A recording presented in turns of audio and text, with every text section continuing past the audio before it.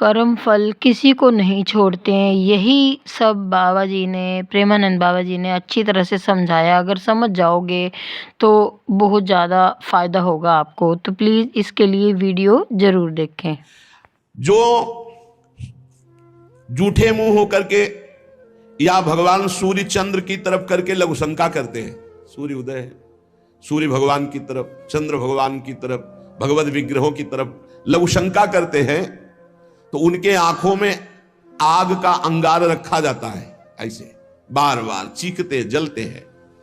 जो जेठ होकर अपने लघु भ्राता की पत्नी के साथ गलत, पिता होकर अपनी पुत्री के साथ, भाई होकर अपनी बहन के साथ, या गुरु पत्नी के, ऐसे लोगों को तपाई हुई लोहे की स्त्री के साथ बेड़ियों से, लोहे की ऐसे जंजीरों से जो जलती हुई, उसी में जकड़ दिया जाता है। बहुत तुम्हारी बुद्धि भ्रष्ट हुई थी, जो बहन बेटी और पवित्र संबंध भी नहीं तुम्हें दिखाई दिए, तो उसमें लपेट दिया। लोहे की स्त्री, धधकती हुई आग, लोहे की जंजीरों से बांध दिया। त्राहिमाम पुकार रहा है, हजारों वर्ष बंधा रहे, मरना तो है नहीं, जकड़ दिया जाता है। आग का अंगार आसो पास उसके रख दिया जाता है।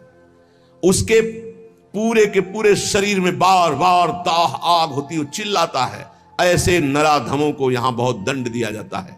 यमदूत कहते हैं, जो अपने कानों से गुरु की निंदा सुनता है, जो अपने कानों से वैष्णवजनों की निंदा सुनता है, जो दूसरों की निंदा सुनकर के हर्षित होता है, ऐसे पापियों को यमदूत जो लाते हैं यमराज के, वो तपाया हुआ लोहा उनके कानों में डाला जाता है। बार बार तपाया हुआ लोहा, बार बार गुरु निंदा सुनी, संत निंदा सुनी, वैष्णव निंदा सुनी, सुनने वालों को, और बड़े हर्षित होते हैं। जब किसी की निंदा होती ना, तो कुछ लोग ऐसे हर्षित होते जैसे उनको सम्राट पद मिल रहा हो।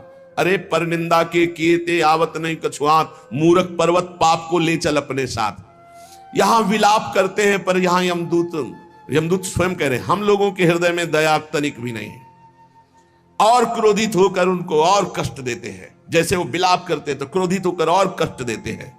जो देव मंदिर में जमीन लगाई गई, या किसी ऋषि मुनि को दान में दे दी गई, या कोई सभा भवन है सार्वजनिक, जो इनको तोड़वा कर उनकी जमीन हड़प लेते हैं, उस जगह अपना निवास स्थान बना लेते हैं, उसका प्रयोग करते हैं। यहां यमदूत उन्हें ला करके धीरे धीरे उनकी शरीर की खाल उधारते हैं। पूरी उधल गई, फिर शरीर में नई खाल, फिर धीरे धीरे होश में। ये नहीं कि देवालय की लगी हुई संपत्ति का प्रयोग कर लिया, या देवालय को विध्वंस कर दिया, या सभा भवनों को विध्वंस करके अपने लिए अपना कब्जा, तो फिर ये वो चीखते चिल्लाते, पर यहां दया नहीं है। जो गौ के स्थान में, पवित्र स्थान में जल में मल त्याग करते हैं, जैसे नदी है, कोई सरोवर है, या गौशाला है, या देवालय है, उसकी सीमा में मल त्याग करते हैं। यहां के बड़े बड़े कौवे जिनकी लंबी चोंच होती है, उनकी गुदा द्वार से आते खींचते हैं बार बार, बहुत होश में। ये शास्त्र सुने नहीं जाते, इसलिए मनमानी पापाचरण होते हैं, जो जहां मनाया वहां। जो अपनी कन्या का रकम दे के बेचते हैं, बेचना होता है कि हमको इतना, ऐसा एक से बेचा, फिर दूसरे के साथ बेचा, उसको यहां लाया जाता है, और उसके शरीर में बड़े बड़े घाव किए जाते हैं, और फिर नमक की नदी है, उस नदी में डाल दिया जाता है। वो मात क्लेशी, हजारों वर्ष।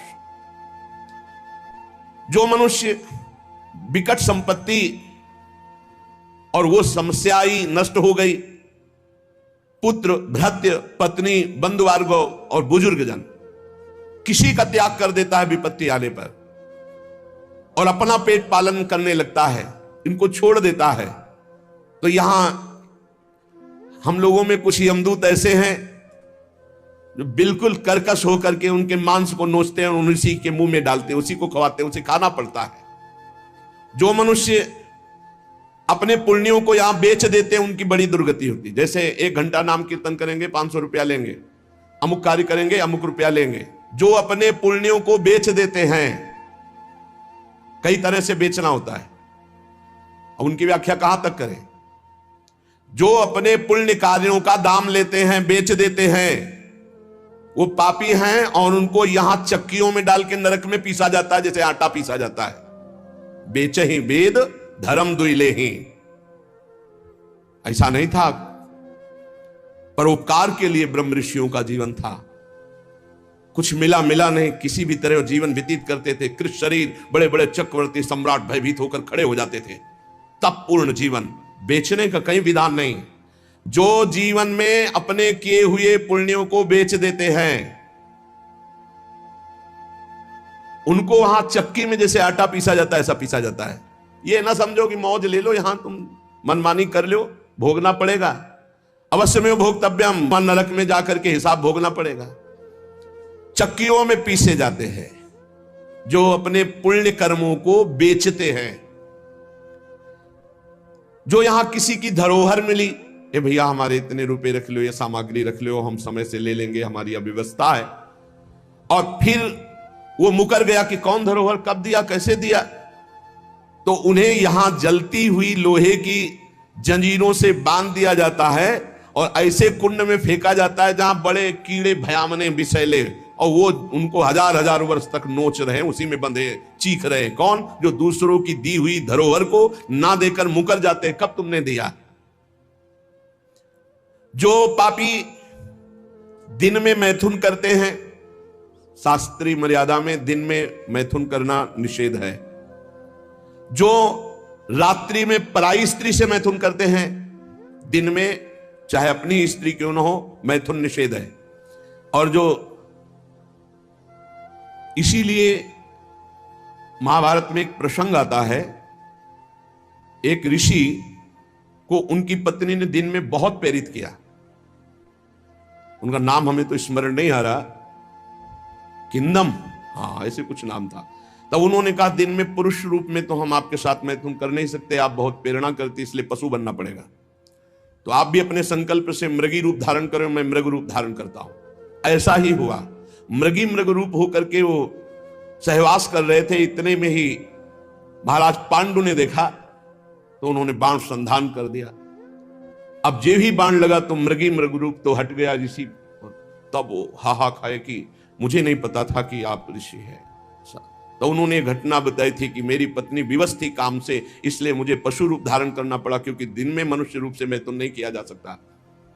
जाओ, तुमने मुझे इस स्थिति में मारा है, अगर ऐसी स्थिति तुम्हारी हुई अपनी पत्नी के साथ तो तुम्हारी मृत्यु का योग हो जाएगा। मृत्यु का योग हो भी गया। तो जो दिन में अपनी स्त्री से या रात्रि में पराई स्त्री से, वो यहां पापी जन लाए जाते हैं। बहुत गहरा कुंड है जो खोपड़ी के बल उसमें छोड़े जाते हैं, और लोहे के बड़े बड़े नीचे कांटे लगे हुए हैं, पूरा बिंध जाते हैं। फिर निकाले गए, फिर फेंके। अरे भाई होश में, जैसी धरिवंश नरक गति दुर्भरी हम द्वारे कटियत नक्षी के। और जो सदैव नई नई भोग प्रवृत्ति के लिए नवीन नवीन स्त्रियों को फंसाते रहते हैं और उनसे सहवास करते हैं, तो यहां एक बहुत बड़ा वृक्ष है सेमर का जैसा, और उसमें बहुत ही विषैले कांटे हैं। उस पापी को उसमें जबरदस्ती खींचा जाता है, बार बार नीचे बार बार ऊपर, करो आलिंगन। अधिक मात्रा में वो खून से लथपथ होकर जहरीले कांटे लगने से व्याकुल होकर त्राहिमाम पुकारता है। जो लोग पराई स्त्रियों को फुसलाकर उनके सतीत्व को नष्ट करते हैं, जो लोग अपने धन के घमंड में आकर गुरुजनों को नीचा दिखाते हैं, जो लोग अपने गुरुजनों के प्रति रोष दृष्टि रखते हैं, उनको यहां लाकर जैसे चटनी पीसी जाती शिला में, ऐसे बड़ी बड़ी शिलाओं से उनको पीसा जाता है। यमदूत सुमति जी को बता रहे हैं, और वो बहुत कष्ट पाता है। ये यमलोक बड़ा दुखमय है, दिन रात यहां व्यथा ही व्यथा है। ये वीडियो उनके लिए है, खासकर जो माताओं बहनों में फ़र्क नहीं करते, सबको नीच दृष्टि से देखते हैं। उनके साथ नरक में कैसा व्यवहार होता है खुद ही समझ लीजिए और सुधर जाइए। मिलती हूँ आपको नेक्स्ट वीडियो में।